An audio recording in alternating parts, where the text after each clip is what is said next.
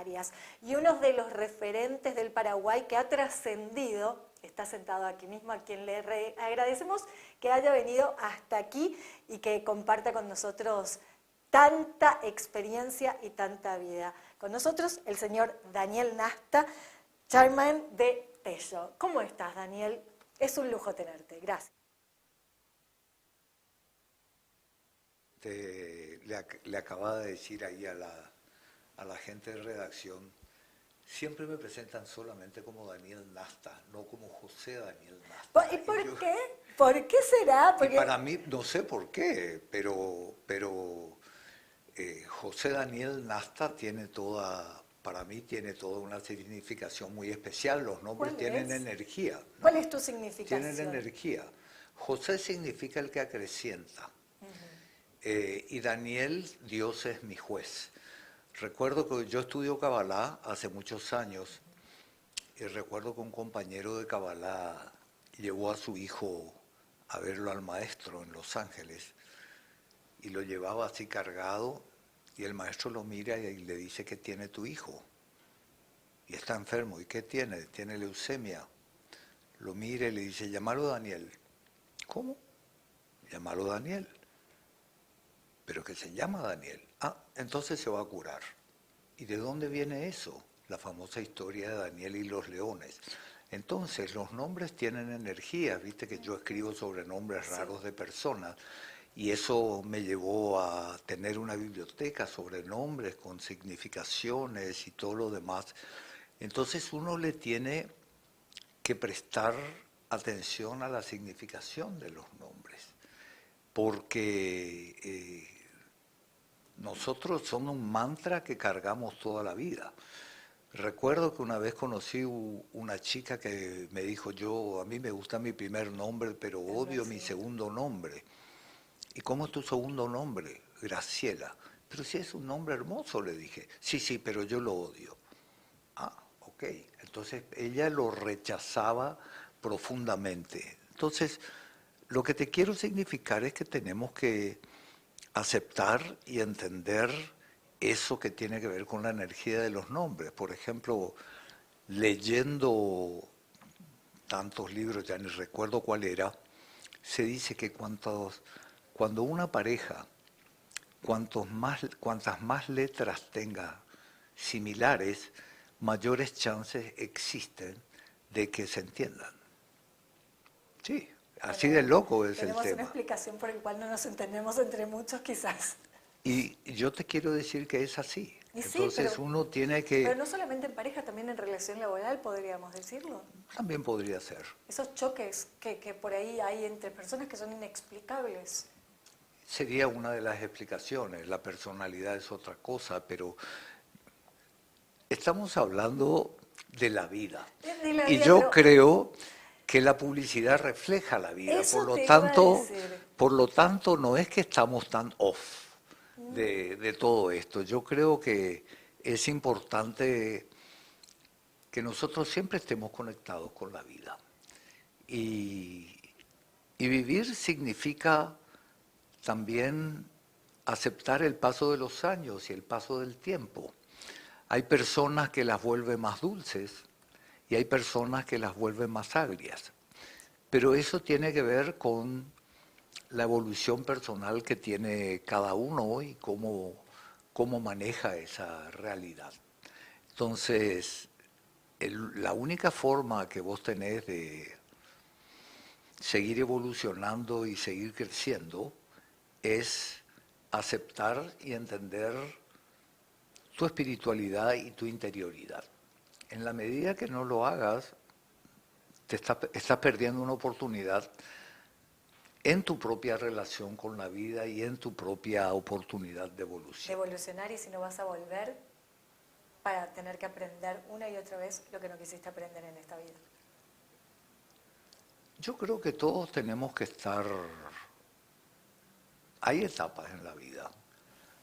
Si uno dice, si hubiera sabido lo que hoy sé... Claro, hace 20 años atrás, ¿cómo hubiese sido diferente? No podemos volver atrás porque, como me dijo un amigo mío muy sabio, no lo podías hacer de otra manera. Eso era lo que vos sabías en ese... Es la escuela de la vida. El tema está que la escuela de la vida, como decía Mafalda, tu diploma es tu defunción. Entonces, mientras no llegue ese estadio donde vayas a recibir ese diploma, siempre es una oportunidad de continuar evolucionando y seguir creciendo. Así. Daniel, si no me equivoco, y corregime por favor, ¿tenés 11 libros editados? 11. 11 libros editados. 10 en Paraguay y uno en la Argentina. Sí, así es. Mi querido Humberto Rubín, que nos dejó esta semana, él fue el que estimuló a que yo escribiera mi primer libro. Porque uno siempre se pregunta de qué puedo escribir que sea interesante, porque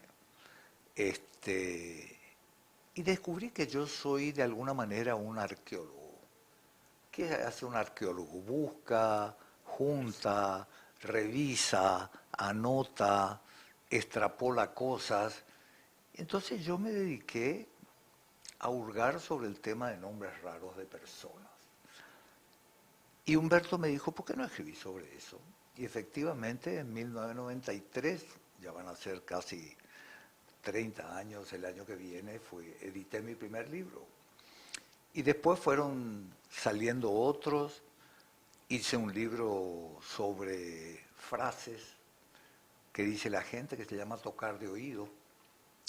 Recuerdo que un ordenanza de la oficina entra un fin de tarde y me dice, señor, ¿me puede prestar 50.000 guaraníes porque tengo que pagar el colegio para rendir y no tengo? Y yo lo miré y dije, caramba, este chico tiene huevos, porque entrar a la pieza del presidente de la empresa a pedirle plata me pareció una valentía fantástica. Así que le dije, toma, le di los 50.000. Porque usted sabe, señor, me dijo, que uno tiene una cabeza para ganar dinero y un corazón para gastarlo. ¿Cómo? Sí, uno tiene una cabeza para ganar dinero y un corazón para gastarlo. ¿Dónde leíste eso? No, a mí se me ocurrió. Cuando uno está abierto a las experiencias de la vida, está abierto también a entender la sabiduría que existe en los demás. Y la apertura, que significa un ejercicio de humildad, es justamente eso, reconocer a los demás y a la oportunidad de sabiduría que nos pueden aportar. Y que eso tiene que ver con la manera con que nos aproximemos a otros. Más desde el llano que desde la altura. Porque la altura no acerca, la altura distancia. Y eso uno lo tiene que aprender. ¿Cómo ves la publicidad de la mano de tus libros? ¿Te ayudó, la publicidad te ayudó a venderlos? Claro, la publicidad lo que hace es establecer una diferenciación y a través de esa diferenciación la gente se conecta. Si no hubieses sido publicista, ¿hubieses podido venderlos? Perdón. Si no hubieses tenido todo este backup de publicidad, porque sos una leyenda de la publicidad, ¿qué querés que te diga? Para mí, uno de los mejores, si no sos el mejor. Para no tirarte ya la fuerza y el peso de decirte que sos el mejor de todos los tiempos. Pero ¿crees que todo fue de la mano? Mira, ahora en NASA tenemos un grupo de profesionales colombianos y venezolanos, y uno de ellos me empezó a llamar la leyenda. Le dije, déjate, joder. no me vayas a hacer estatua antes de tiempo. Nadie dice eso. Entonces, queda feo a veces decirle a alguien que es una leyenda porque sí, parece como que lo estás momificando en ese momento, pero no, con el buen sentido de la palabra, la gente lee sobre vos. O sea, que hayan personas que se pongan a leer la historia de una persona es un peso grande, pero también... Pero hay mucha gente valiosa. Es y hay un mucha sentido gente... de decir, pucha, estoy haciendo las cosas o hice todo Yo bien. le digo, por ejemplo, estaba hablando la semana pasada con Faisal Hamud de Mona Lisa. Le dije, Faisal, tenés que escribir un libro sobre tus memorias. Yo, que estuve en Nablus, en Palestina, cuando fui a mis clases de Kabbalah en Israel, el movimiento cabalista apoya la creación del Estado, del Estado palestino desde el punto de vista de la paz y de lo que significa la convivencia entre sectores distanciados, por no decir opuestos, cada uno con intereses propios. Y cuando estaba en Nablus, miré y dije, caramba, esto es Ciudad del Este. Reflejaba y dije, acá se puede entender la impronta árabe en la creación, no solamente en la creación, pero en el look de Ciudad del Este. Había cosas así muy sutiles y yo he aprendido a desarrollar lo que yo llamo mi ojo por el tema de la colección de arte que tenemos en la Fundación Texo. Texo es el holding de nuestras empresas.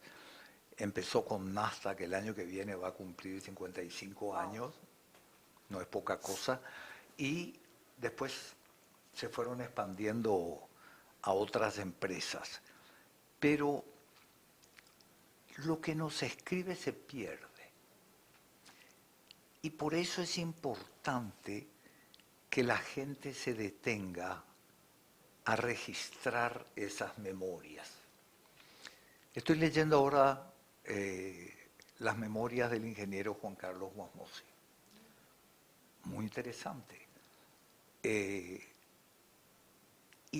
Y yo creo que el poder dejar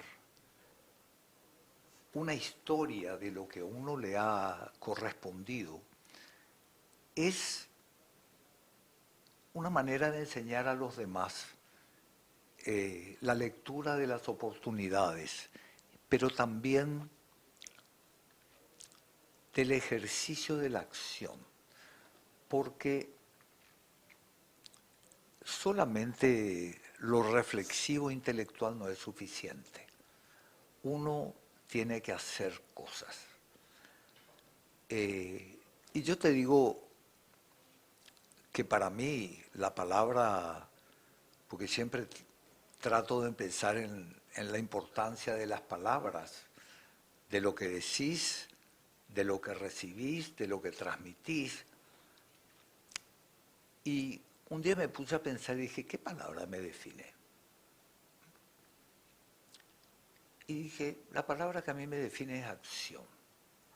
Yo soy una persona que hace cosas. El hacer significa equivocarse muchas veces, ¿verdad? Pero digamos, yo nunca me he quedado solamente en la reflexión, sino realmente en la acción. Daniel, José Daniel. Daniel, no, como amigo está. Me llaman Daniel, pero cuando me presentan le pido que sea José. Pero mira, ahora ya los muchachos en el graph, ahí ya te pusieron José Daniel. Bien, muy bien, están aprendiendo. Están escuchando. Están escuchando. Muy bien. Están atentos. Bien. De todas las etapas, porque tenés muchas etapas, escritor, publicista, conferencista, padre, esposo, todas las etapas que vos... Pero vamos a lo profesional. De todas las etapas, ¿cuál es la que marca tu vida? La próxima. La próxima. La que vendrá. ¿Verdad? Eso es lo que un día me preguntaron, ¿cuál fue la campaña más importante que hiciste? Y le dije, la próxima. Porque si la próxima campaña no tiene vigencia, dejó de existir. Entonces, esa es una actitud evolutiva. Por supuesto que hay cosas icónicas, Sí. hay cosas referenciales, cuando vos te pones a pensar en la cantidad de símbolos que creamos, la cantidad de empresas a las cuales acompañamos, y que hay cosas, por ejemplo, la famosa campaña de mentolatum, sin mentolatum se queda, la molestia se va. Bueno, esa campaña tendrá 40 años y sigue vigente. Sigue vigente. Avon Flex, Flex, no, Flex, ese sí me Flex. encanta. Bueno, esa La sigue, gimnasta. sí, sigue vigente. O sea, vos te das cuenta que el ejercicio de la publicidad es también aportar elementos a la gente que puedan ser elementos evolutivos y después adquieren vida propia. Yo quiero recordar un gesto de la familia Harrison, que cuando falleció Ricardo Yusman, que fue mi socio en hasta 50 años, ellos no solamente publicaron un aviso como homenaje al director creativo de NASA, porque la campaña la creó Jorge Paglieri, que reportaba a Ricardo Yusman, sino que también enviaron una corona al creador de Avon Flex, la familia Harrison. Ese para mí fue un gesto de un valor gigantesco, de un empresario que reconoce el aporte que un creativo haya podido hacer. Entonces, esos son ejemplos de vida. Y son ejemplos que merecen ser contados, que merecen ser explicados, que merecen ser referenciados, porque una frase que de alguna manera la puse delante mío, que la acuñé yo, es, digamos, que la memoria es el músculo del agradecimiento. Las personas que tienen memoria pueden decir, ese señor me ayudó en tal época en que yo necesitaba. Y es importante ejercer la memoria. ¿Por qué? Porque es lo que te permite también estar más acá de la arrogancia y de entender que la vida es siempre un proceso evolutivo. Completamente. Quiero llevarte el martes.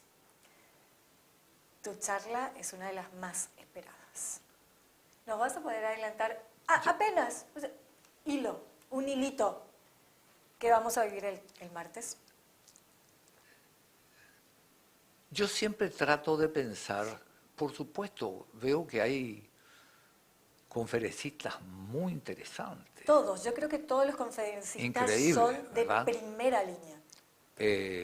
Yo no voy a poder estar todo el día, lamentablemente, porque se produce en Asunción un evento artístico que se llama Pintasud.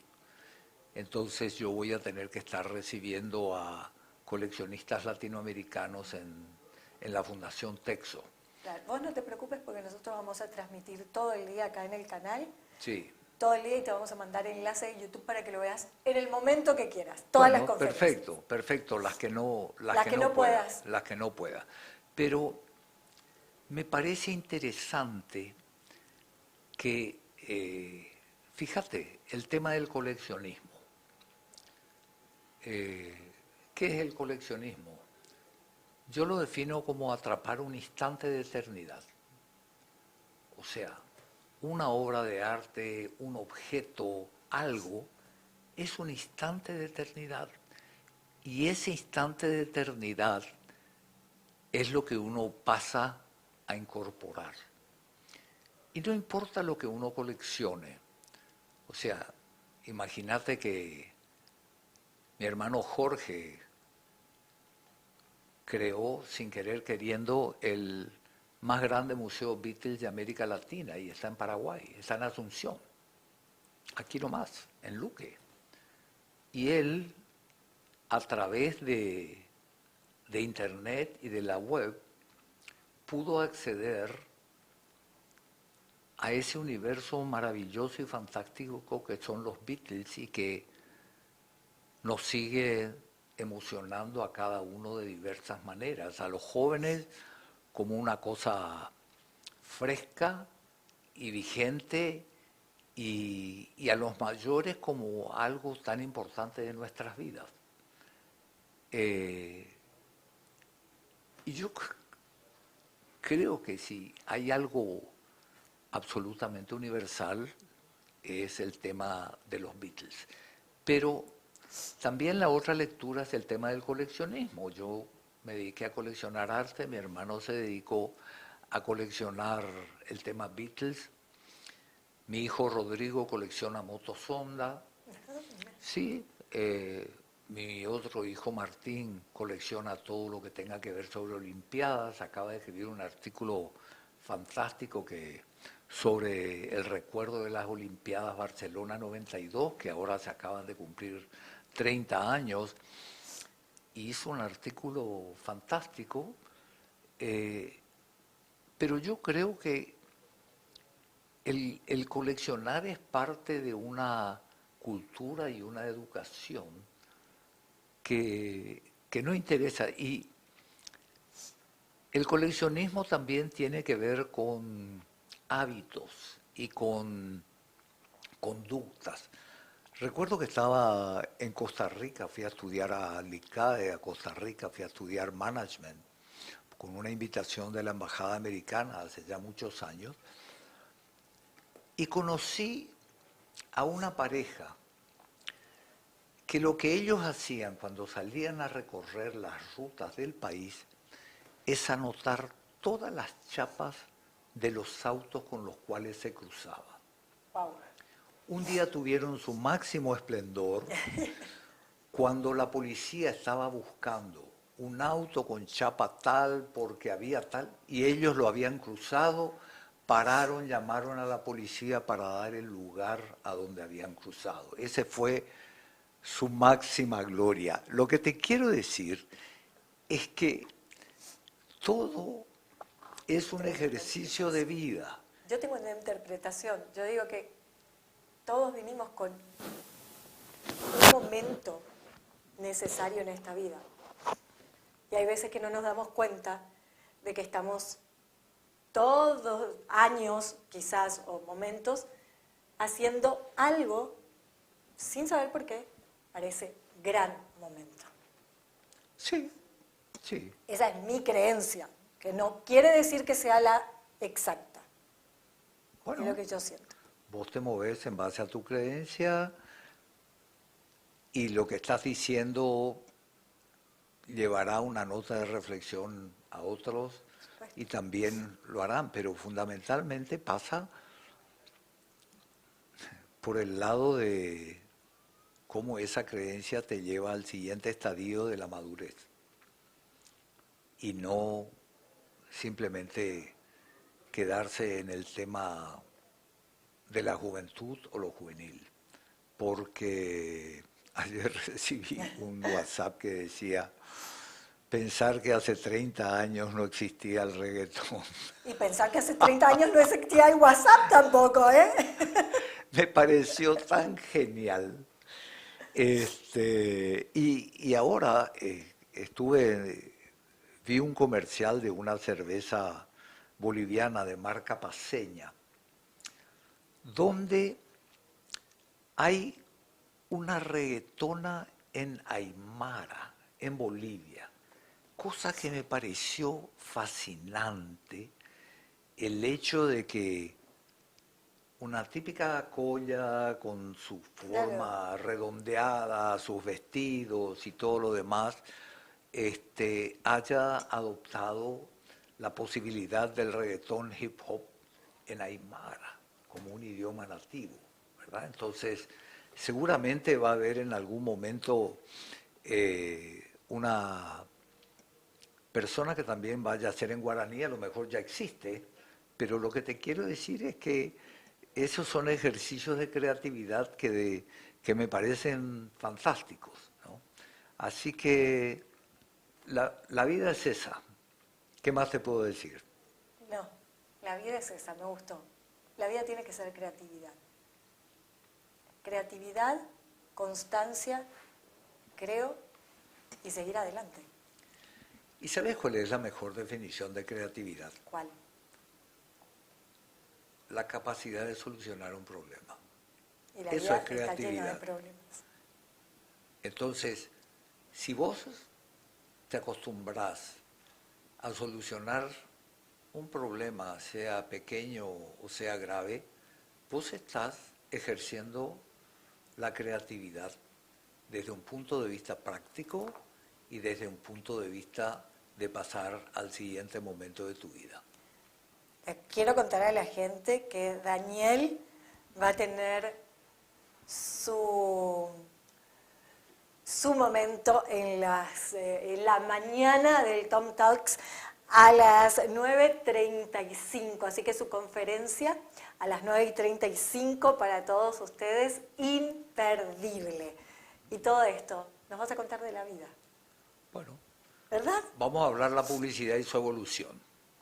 Ese es el tema, ese es el La título publicidad de mi pero es charla. la vida, la publicidad y la evolución. Así es. Y evolucionó muchísimo. Como para irnos. 57 años, Nasta, ¿me dijiste? Sí, el año que viene, en abril, 55 años. 55 años. Sí, así que... ¿Te acordás la primera publicidad que hiciste? Sí, me ¿Cuál acuerdo. Fue una publicidad para una sastrería que se llamaba Hormuz. Que no existe.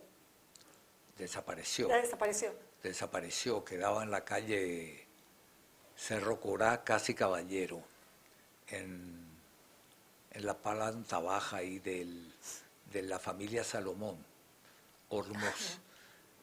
Y hice la creatividad que decía, sea el blanco de todas las miradas, Sastrería Hormuz, con diseño de Ricardo Yusman. El original era gigantesco y el aviso tenía una columna por 10 centímetros, chiquitísimo, pero eso fue. Y hay procesos de aplicación del ejercicio de la creatividad. Otro, ¿qué hay detrás de una heladera Philco o Whirlpool? Hay años de experiencia, esa es otra muletilla que es parte de un proceso. O también, no le voy a decir de que este es el mejor producto, no le voy a decir de que este es el más luminoso, no le voy a decir que este, o sea, a través de la negación, son muletillas y procesos de ir creciendo en el ejercicio de la creatividad. Pero todos pasamos por eso y tenemos que entender que gracias a Dios pasamos y superamos esos momentos, no nos quedamos solamente en las muletillas. Entonces,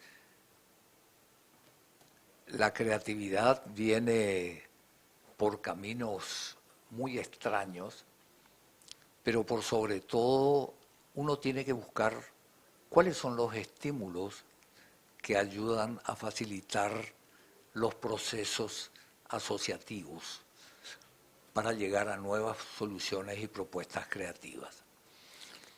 Pero en última instancia, el héroe sigue siendo el producto. Vos me preguntaste sobre el libro de nombres. O sea, en última instancia, el producto es el libro de nombres. Lo que se haga, se hace a partir de estar sustentado en ese producto. Sea un detergente, un automóvil o lo que tenga que ser, o una comida rápida, el héroe sigue siendo el producto. José Daniel, muchísimas gracias. Un placer, un saludo a todos. 9:45 de este martes. Corte, ya volvemos.